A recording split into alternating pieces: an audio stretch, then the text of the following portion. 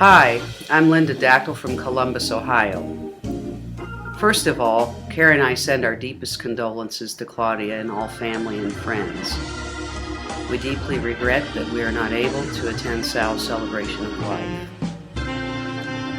I consider it an honor to have gotten to know Sal with our first correspondence starting on the Hamtech list in 2000. Initially, all I had wanted to find was someone to repair the B2 147 setup that I've had since my childhood to play some local jazz organ gigs, which was something I had dreamed of since I had studied with Hank Marr in college and had seen him play around town since my college days. In 1999, we brought this organ to our new home, which was big enough to finally accommodate it. However, it was in pretty sorry shape electronically.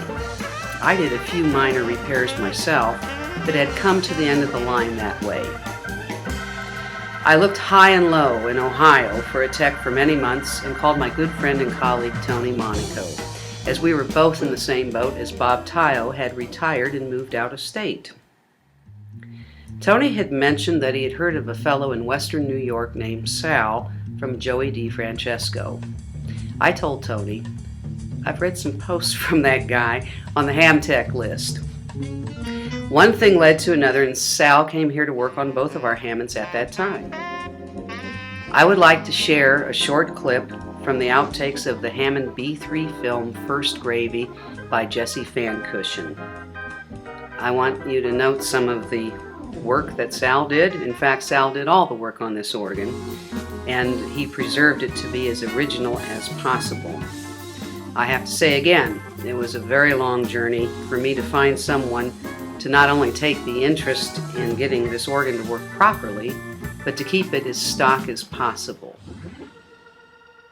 This organ is a B2, which I've had since 1972, and paired with a 147 Leslie, and the B2 organ is just lacking in the percussion unit, and I have an add-on Trek unit here, and other than that, you know, we've got a B3 here, you know, for a little less money. And I think the date on this organ is 1951. I think that's what Sal Azzarelli told me, according to the serial number, and it has the noisy drawbars. I guess, you know, the smooth drawbars are preferable, but you know, this organ is pretty much as is. I had a reverb unit added, but pretty much what you see here is what it was when we bought it way back. I know I was excited to get this thing working so I could pursue starting to play jazz organ and to bring the real Hammond into the mix for the rock and blues playing I had been doing for a number of years. I've been very fortunate to have carved out a nice playing and recording career with the help of many people in the Hammond world through instruction, business advice, etc., etc., etc. But none of it would have happened in the way it did had it not been for me meeting Sal through all these synchronistic events of divine providence. Over the last 15 years, Sal refurbished a B322H and A100, which we paired with a 760 Leslie.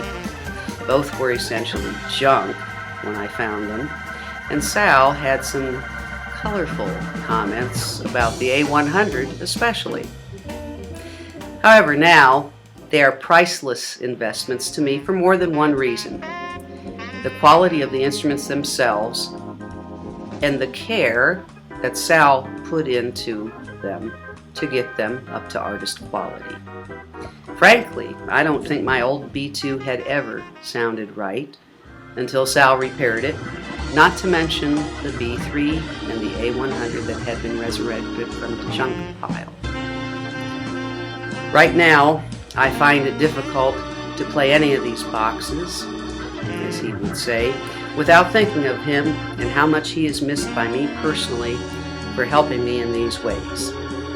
In addition to all the fun that we've had over the years, talking about our similar tastes in both jazz and rock, organ music, players, etc., and just sharing things together as friends.